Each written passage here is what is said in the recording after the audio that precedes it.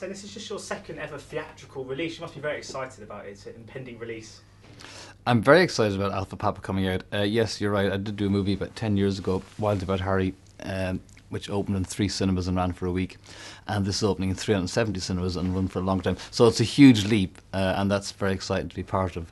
But it's a bigger movie because of what it is and who's involved in it, you know. So a fantastic job to get. So what inspired you to get on board the Alan Partridge wagon? They asked me.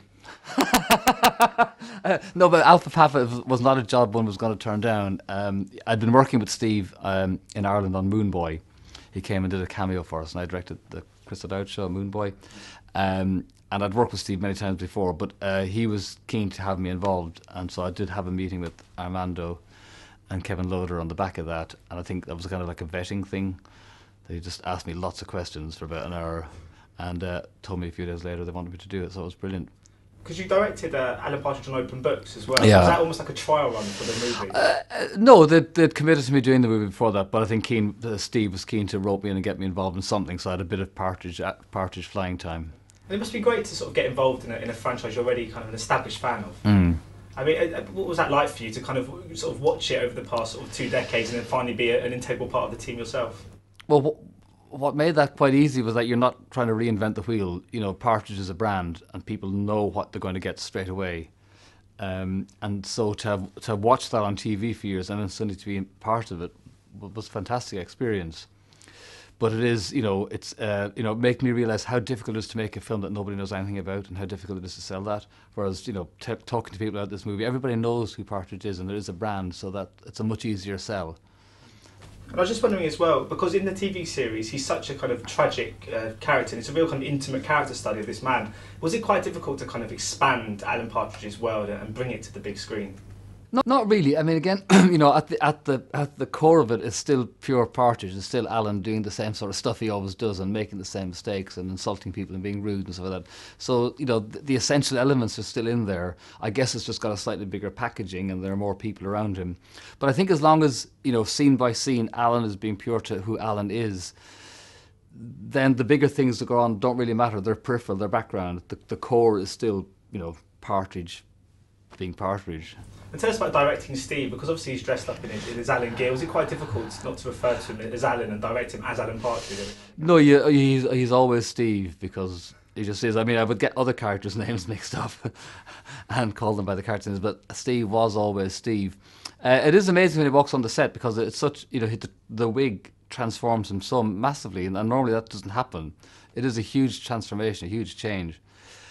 But Steve knows better than anybody else what Alan should or shouldn't do in a certain situation. He will take suggestions, but at the end of the day, he'll edit in his head, and he's the one who's deciding when he's done enough and when he hasn't. But you really need another take. I don't think you do, because I think I've done it, and I don't think I'm going to get any better. Or I definitely need another take because that wasn't good enough.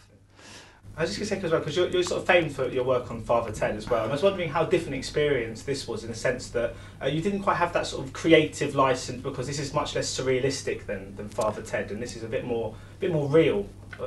It is much more real than Ted, you're right. I mean, Alpha Papa is a much more real story, and the treatment of it is much more real than Father Ted, which was always slightly in some other parallel universe almost at times.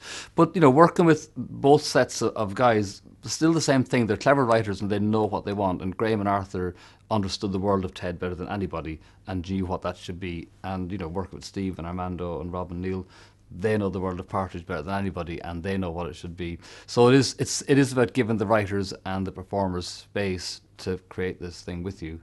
I know, of course, we're here to talk about Alpha Papa, but I can't leave without speaking very briefly about Father Ted, because it is the greatest TV show of all time. Do you still sort of watch every now and again from telly and just sort of giggle? I don't consciously sit down with the DVDs and watch them. Although, you know, I've got a boy called Ted, who was born shortly after Dermot died, which is why he's called Ted. And I've never sat down with him and watched the DVDs, but it's something I want to do soon. He's 14 now; he'll get it. But yeah, no, late at night flicking through TV and coming across them, and you know, I am surprised at how well they hold up and how funny they are. And what's lovely about seeing stuff like that 15 years after you made it is you've forgotten what's coming next. I mean, I love watching Alpha Papa, but every time I see it, I know the next shot, almost, and the next line of dialogue. You're still very close to it. It's lovely to see stuff after a long time. Yeah, I just wondering, can we expect any more sort of Alan Partridge outings from you in the future? Well, Steve's keen to do more mid-morning matters, but that's something that he does with Rob and Neil because it's just shot on 2 webcams in a studio, so they don't really need a director. So I know they're doing another 15 of those. I've enjoyed my time on this enormously, and if there was to be an Alpha Papa duo, I'd be Frio.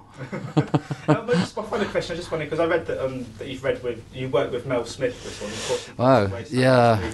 I was wondering what sort of legacy do you think he's sort of going to leave behind in British comedy? I don't know. It's been a long time, isn't it? I mean, Smith and Jones. I did an early Smith and Jones, the Talking Heads thing. You know, just the two of them like that, and brilliant stuff at the time. I guess not the 9 o'clock news really would be the thing that people remember Mel most for. Certainly, it's what I'll remember. Cool, brilliant. Well, thank you so much for your time. Anyway, much appreciated.